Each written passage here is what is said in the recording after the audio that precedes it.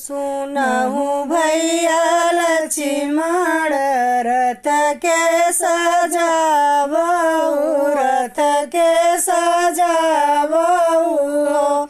भैया सीता के रथ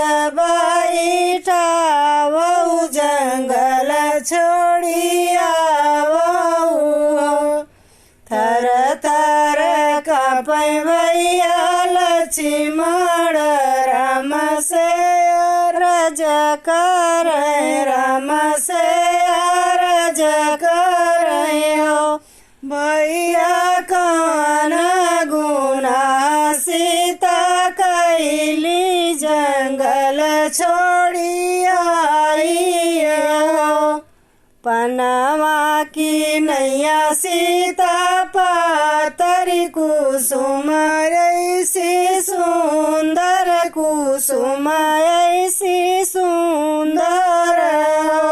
भैया सीता गर्भवा के मातली मालिया में भी हंसाई हो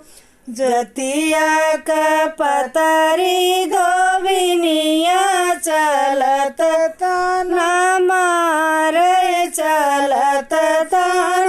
मारई हो भैया जाई के सीता जगावऊ जंगल छोड़ी आवऊ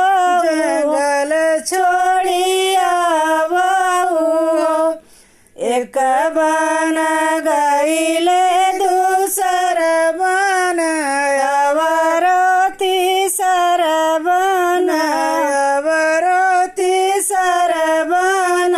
हो सखिया तीसरे में सिया जी के छोड़ी लखन घर लवटनी हो उत ताकली सीता डगर नाई सूझई हो सीता पहुँची है वाल्मीकि कुटिया मुनि बाबा पूछई हो के करी हऊ तू बिटिया केरी पतोहिया के करी पतोहिया बेटी कवने विपतिया के मारली बना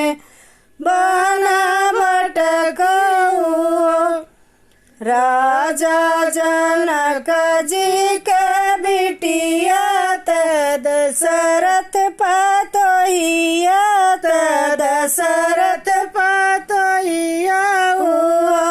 गुरुजी रखिले